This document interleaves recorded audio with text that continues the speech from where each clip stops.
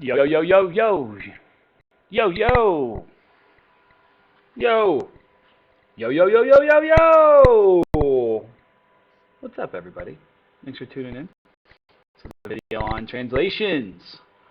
So we're sticking with geometry, and what we're going to do is we're going to use algebraic expressions to represent translations, and we're going to perform translations. So first, we got to go. There's a lot of vocabulary in this first section, but a lot of this vocabulary will translate.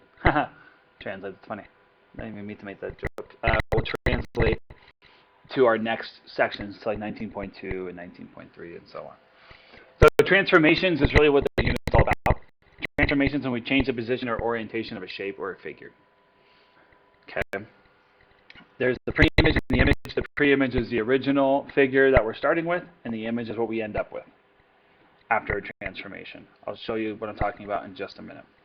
Translation is what we're going to focus on today, and that is a movement or a slide of a figure along a straight line. So it's when we slide something around. Slide is the key word here.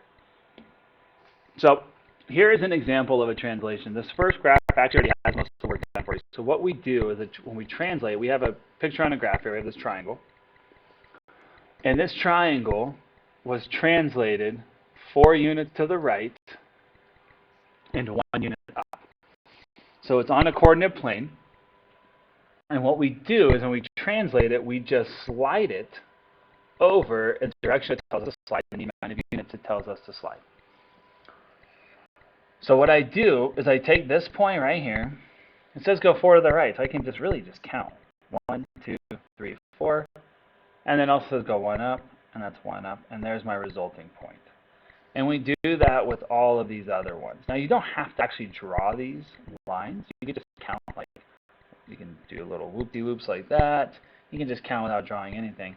But the resulting shape, hard to connect those dots. If we look at it, it is the exact same as our original triangle. So here, let me trace this original triangle in purple here. So here's my original triangle. And I translate it to the right and up. I translate to the right, 4 up, 1. And here's my new triangle. I'll do this new one in orange. This new one's called the image. And the original is the pre-image. So we translate this 4 right up. It's the same exact size. It's facing the same direction. Same exact shape. All we did is we took that exact same shape and we just slid it over on a coordinate plane. And that's it. Now, if I want to write this algebraically, the translation that I just performed, whenever we talk about points, we talk about coordinates in x, y. X is always the first coordinate, y is always the second coordinate. So, like this first point right here, this would be, my x is always left and right, my y is always up and down. So my x is -4, my y is +1. That's this point right here that we're talking about. So when we translate, the way we write the translations algebraically is what we're doing is we're just adding and subtracting from our x and y value. By sliding it 4 to the right, I'm changing my x value. My x went from -4 to 0. So what I did is I added 4, 1, 2, 3, 4, because when we go to the right on the coordinate plane, we're adding. So what I did is I took my x coordinates and I added 4 to them. For my y values, y is up and down. We went up 1, so I took my y value and I added 1 to it. This right here is an algebraic representation of this. So when we talk about translations, you're going to see it in one of 2 ways. I'm either going to say, hey, translate it 4 units to the right or 1 unit up, or I might just say, hey, do this. And we need to know that that is taking each one of my x coordinates and my x coordinates and y coordinates, and I'm adding 4 to every x. I'm adding 1 to every y. Okay. That might have been a lot, so let's look at the second here example just to make sure we're all on the same page. So here I have my pre-image, P, Q, R, S. It is asking me to translate it 4 units left and 2 units down. First, I'm going to show you what that looks like algebraically. Algebraically, that's going to show us 4 units to the left is x -4. Okay, because if we go to the left on the number line, we're always subtracting. If we go to the right, we're always adding. So to the left on the coordinate plane is minus, and it's always my x values. because those move left and right. And we're subtracting 4 because it's asking us to go 4 to the left. 2 units down would be my y values. It's y minus 2. So that's the algebraic representation of this. These are all saying the same thing. So now what we can do is we can do this one of two ways. If I look at point P,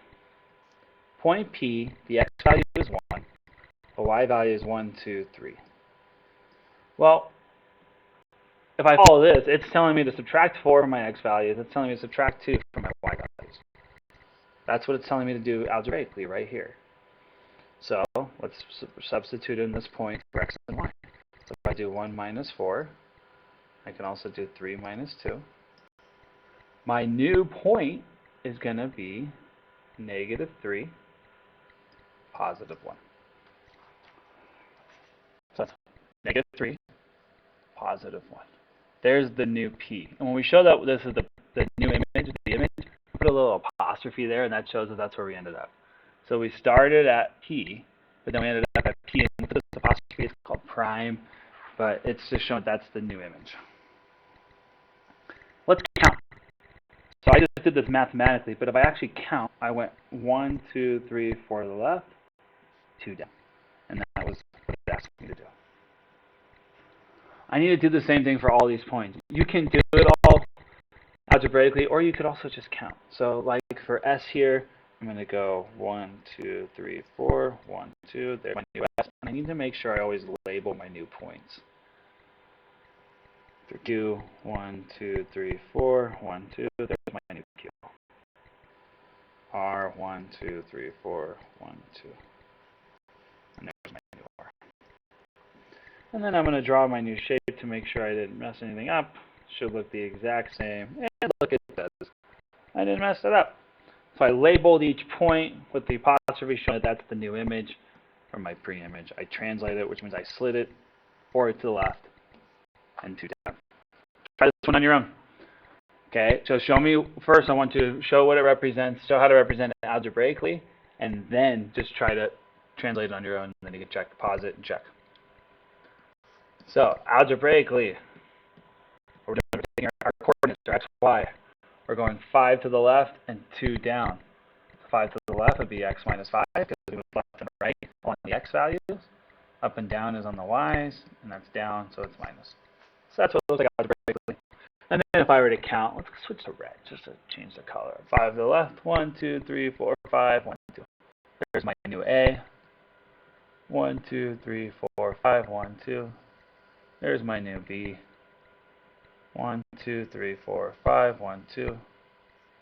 There's my new D.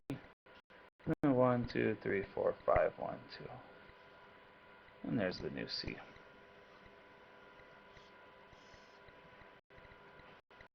Alright, and that's what yours should look like as well, labeled appropriately, so we know which point translated to what. That's it. Okay, so that's it for things to remember. Maybe show the algebraic representation. Let's go plus or minus, whatever it is. Okay, that's what it's going to look like. It's going to be plus or minus.